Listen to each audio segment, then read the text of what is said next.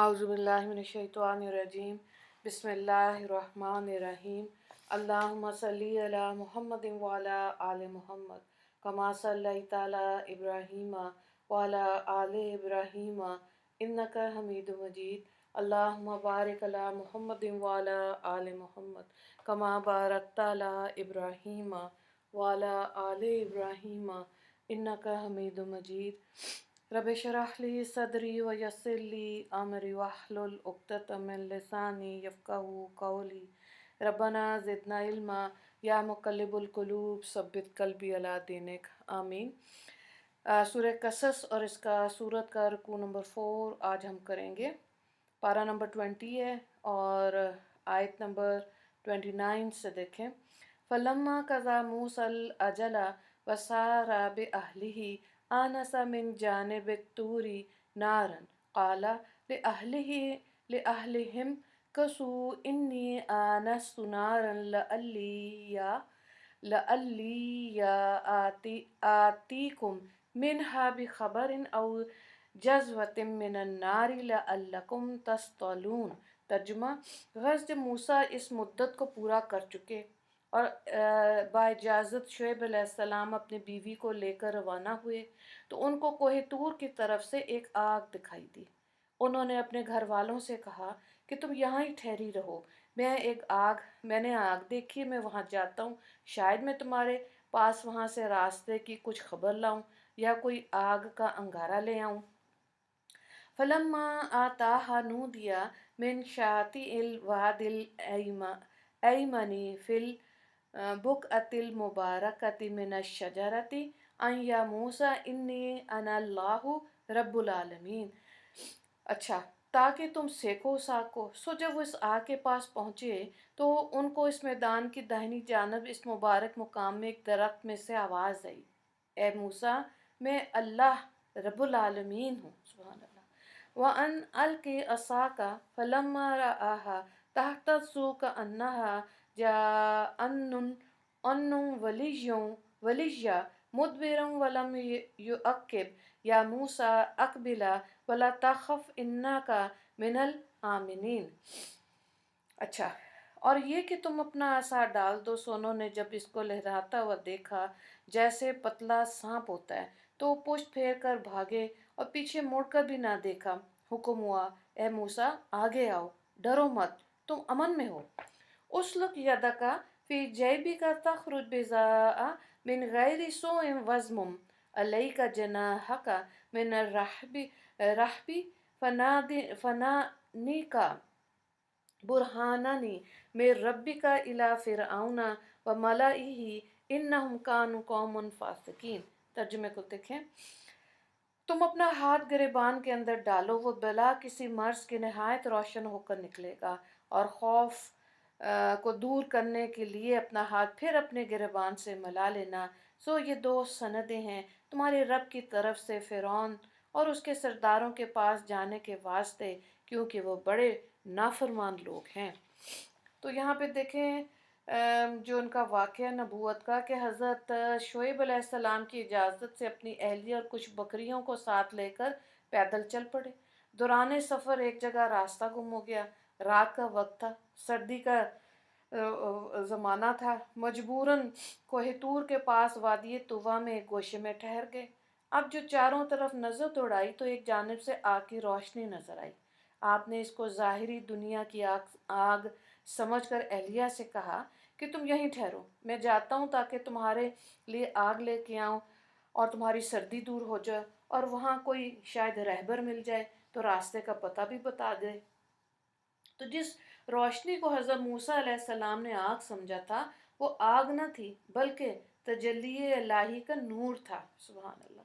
चुनांचे जब मूसा अलैहिस्सलाम इस रोशनी के पास पहुंचे तो अजीब मंजर देखा कि एक दरख्त से अजीब व गरीब और पुरहैबत शोले भड़क रहे हैं, और आग जिस कदर बढ़ती है दरख्त उसी कदर ज़्यादा सरसब्ज व शादाब हो जाता है, और ज्यों ज्यों दरख्त की सरसब्जी और शादाबी में इजाफा होता है आग का इस्तेमाल भी तेज़ हो जाता है। हज़रत मूसा अलैहिस्सलाम आग के करीब जाने का कसद करते हैं कि दरख्त की कोई शाख जल कर गिरे तो उठा लाएं, मगर جتنا وہ آگے بڑھتے ہیں آگ پیچھے ہٹتی جاتی ہے۔ یہ دیکھ کر موسیٰ علیہ السلام کو کچھ خوف سا پیدا ہوا، ارادہ کیا کہ واپس ہو جائیں، اور جو ہی آپ پلٹنے لگے آگ قریب آ گئی۔ اسی حیرت کے عالم میں ایک آواز آئی، اے موسیٰ، میں اللہ رب العالمین ہوں۔ اس موقع کی تفصیلات سورہ طٰہٰ 16 پارے میں بیان ہو چکی ہے۔ تو یہاں پہ یہ بتایا کہ منصب نبوت اور رسالت کے لیے منتخب کر لینے کے بعد حضرت موسیٰ علیہ السلام کو سب سے پہلے خالص توحید کی تعلیم فرمائی گئی، اور پھر ہر قسم کی بدنی اور مالی عبادت کا حکم دیا گیا۔ نماز چونکہ اہم العبادت ہے، اس لیے اس کا ذکر خصوصیت سے یہاں فرمایا گیا۔ اگلی آیات کو دیکھیں۔ قال ربی انی قتلت منہم نفسا فاخاف ان یقتلون۔ انہوں نے عرض کیا کہ اے میرے رب، میں نے ان میں ایک آدمی کا خون کر دیا تھا، سو مجھ کو اندیشہ ہے کہ وہ لوگ مجھ کو قتل کر دیں۔ واخی ہارون ہوا افصح منی لسانا فارسلہ معی ردا یصدقنی انی اخاف ان یکذبون۔ اور میرے بھائی ہارون کی زبان مجھ سے زیادہ رواں ہے، تو ان کو بھی میرا مددگار بنا کے میرے ساتھ رسالت دیجیے کہ میری تقریر کی تائید اور تصدیق کریں، کیونکہ مجھ کو اندیشہ ہے کہ وہ لوگ مجھے جھٹلائیں گے۔ تو یہاں پہ دیکھیں حضرت موسیٰ نے یہ دو وجوہات تھیں جن کی وجہ سے حضرت ہارون علیہ السلام کو مددگار بنانے کے لیے اللہ سے درخواست کی تھی۔ اچھا، اب آگے دیکھیں آیت نمبر 25۔ قالا سنشد عضدک بأخیک ونجعل لکما سلطانا فلا یصلون علیکما بآیاتنا انتما ومن اتبعکما الغالبون۔ ارشاد ہوا کہ ہم ابھی تمہارے بھائی کو تمہارا قوت بازو بنائے دیتے ہیں، اور ہم تم دونوں کو ایک خاص شوکت عطا کرتے ہیں جس سے ان لوگوں کو تم پر دسترس نہیں ہوگی۔ ہمارے معجزے لے کر جاؤ، تم دونوں اور جو تمہارا پیروکار ہوگا غالب رہو گے۔ فلما جاءہم موسیٰ بآیاتنا بینات قالوا ما ھذا الا سحر مفتری وما سمعنا بھذا فی آبائنا الاولین۔ غرض جب ان لوگوں کے پاس موسیٰ ہماری صریح دلیلیں لے کر آئے تو ان لوگوں نے کہا کہ یہ تو ایک جادو ہے کہ افطرا کیا جاتا ہے، اور ہم نے ایسی بات کبھی نہیں سنی کہ ہمارے اگلے باپ دادوں کے وقت میں بھی ہوئی ہو۔ وقال موسیٰ، اور موسیٰ علیہ السلام نے اس کے جواب میں کہا، ربی اعلم بمن جاء بالہدی من عنده ومن تکون له عاقبۃ الدار انہ لا یفلح الظالمون۔ اچھا، اور موسیٰ نے اس کے جواب میں فرمایا کہ میرا پروردگار اس شخص کو خوب جانتا ہے، وہ صحیح دین اس کے پاس سے لے کر آیا اور جس کا انجام اس عالم سے اچھا ہونے والا ہے۔ بالیقین ظالم لوگ کبھی فلاح نہیں پائیں گے۔ تو بعض مفسرین نے لکھا کہ جب دونوں بھائی فرعون کے دربار میں جانے لگے تو والدہ نے شفقت کی بنا پہ ان کو روکنا چاہا کہ تم ایسے شخص کے پاس کیوں جا رہے جو صاحب تخت و تاج بھی ہے اور ظالم مغرور بھی ہے، تو وہاں نہ جاؤ۔ مگر دونوں نے والدہ کو سمجھایا کہ اللہ تعالیٰ کا حکم ٹالا نہیں جا سکتا اور اس کا وعدہ ہے کہ ہم کامیاب ہوں گے۔ غرض دونوں بھائی خدا کے سچے پیغمبر اور نبی فرعون کے دربار میں پہنچے اور بغیر خوف و خطر اندر داخل ہو گئے۔ جب فرعون کے تخت کے قریب پہنچے تو حضرت موسیٰ علیہ السلام نے اپنے آنے کی وجہ بیان کی، گفتگو شروع کی۔ اس موقع کی تفصیلات سورہ اعراف، سورہ شعراء میں بیان ہو چکی ہے۔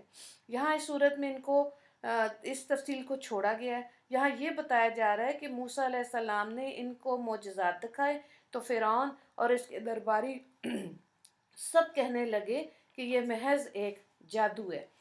اگلی آیات کو دیکھیں۔ وقال، پھر یہ آیت نمبر 38 سے لے کے اور 42 تک ہم دیکھیں گے، یہاں پہ چوتھا رکوع بھی مکمل ہو جائے گا۔ وقال فرعون یا ایھا الملأ ما علمت لکم من الہ غیری فاوقد لی بیہا مانوا علی الطین فاجعل لی صرحا لعلی اطلع الی الہ موسیٰ وانی اظنہ من الکاذبین۔ اور فرعون کہنے لگا، اے اہل دربار، مجھ کو تو تمہارا اپنے سوا کوئی خدا معلوم نہیں ہوتا، تو اے حامان تم ہمارے لیے مٹی کو آگ میں پکاؤ، پھر میرے واسطے ایک بلند عمارت بنواؤ، تاکہ میں موسیٰ کے خدا کو دیکھوں، اور میں تو موسیٰ کو جھوٹا ہی سمجھتا ہوں۔ واستكبر هو وجنوده في الأرض بغیر الحق وظنوا أنهم علينا لا يرجعون۔ اور فرعون اور اس کے تابعین نے ناحق دنیا میں سر اٹھا رکھا تھا اور یوں سمجھ رہے تھے کہ ان کو ہمارے پاس لوٹ کر ہی نہیں آنا۔ فَأَخَذْنَاهُ وَجُنُودَهُ فَنَبَذْنَاهُمْ فِي الْيَمِّ فَانظُرْ كَيْفَ كَانَ عَاقِبَةُ الظَّالِمِينَ۔ تو ہم نے اس کو اور اس کے تابعین کو پکڑ کے سمندر میں پھینک دیا، یعنی غرق کر دیا، سو دیکھیں ظالموں کا کیا انجام ہوا۔ وَجَعَلْنَاهُمْ أَئِمَّةً يَدْعُونَ إِلَى النَّارِ وَيَوْمَ الْقِيَامَةِ لَا يُنصَرُونَ۔ اور ہم نے ان لوگوں کو ایسا رئیس بنایا تھا جو لوگوں کو جہنم کی طرف بلاتے رہے، اور قیامت کے روز کوئی ان کا ساتھ نہ دے گا۔ وَأَتْبَعْنَاهُمْ فِي هَذِهِ الدُّنْيَا لَعْنَةً وَيَوْمَ الْقِيَامَةِ هُمْ مِنَ الْمَقْبُوحِينَ۔ اور دنیا میں بھی ہم نے ان کے پیچھے لعنت لگا دی، اور قیامت کے دن بھی وہ بدحال لوگوں میں سے ہوں گے۔ تو اب دیکھیں یہاں پہ فرعون کی جو بات ہو رہی ہے، تو اس کا انجام کیا ہوا، دریا میں وہ غرق ہو گیا، اور اس کی لاش جو ہے وہ آج بھی عبرت کے طور پہ لوگوں کے سامنے ہے، یعنی کہ زمین نے بھی اس کو اپنے اندر قبول کرنے سے انکار کر دیا۔ تو یہاں آیات میں فرعون کا انجام بتا کر، یعنی سمندر میں غرق کر کے جہنم میں لے جانے سے اس طرف اشارہ ہے کہ بے وقوف انسان اس زندگی میں جس چیز کو سرمایہ عیش اور راحت سمجھتے ہیں وہی اس کے لیے موجب ہلاکت ہے۔ شیطان دنیاوی عیش و عشرت کی چیزوں میں انسان کو مشغول کر کے اللہ کا نافرمان بناتا ہے، اور پھر یہی اسباب عیش انسان کو ہلاک کر کے دارالعذاب میں پہنچا دیتے ہیں۔ اس سے معلوم ہوا اگر کوئی لیڈر یا پیشوا، قوم یا حاکم سلطنت اللہ کی نافرمانی کی طرف لے جائے تو اگرچہ اس کی پیروی میں تمام عیش و عشرت و دولت و حشمت حاصل ہو، لیکن سمجھ لینا چاہیے یہ انجام کے لحاظ سے بربادی کی طرف جا رہا ہے۔ اس رکوع سے ریلیٹڈ 3 سوالات ہیں۔ حضرت موسیٰ علیہ السلام کی نبوت کا واقعہ تحریر کریں۔ دوسرا سوال ہے حضرت موسیٰ علیہ السلام نے اپنے بھائی ہارون کو مددگار بنانے میں کیوں دعا کی؟ اور تیسرا سوال ہے فرعون اور اس کی قوم کا انجام تحریر کریں، آیت نمبر 42۔ دعا کر لیتے ہیں یہاں پر۔ یا اللہ اپنی معرفت و ہدایت کے نور سے ہمارے دلوں کو بھی منور فرما دیجئے، اور اپنی اطاعت و فرما برداری کی دولت سے ہم سب کو نواز دیجئے، اور ظاہر اور باطن میں اپنی رضا کے طریقے پر ہم سب کو چلنے کی توفیق نصیب فرما، اور جو راہ ہدایت ہم کو نبی کریم علیہ الصلاۃ والتسلیم نے دکھائی اس پر ہم کو جم جانے، اور دوسروں کو بھی وہی راہ دکھانے کی ہم سب کو توفیق عطا فرما دیجئے، آمین یا رب العالمین۔ وآخر دعوانا ان الحمد للہ رب العالمین۔ اللہم اغفر للمسلمین والمسلمات والمؤمنین والمؤمنات۔ السلام علیکم ورحمۃ اللہ وبرکاتہ۔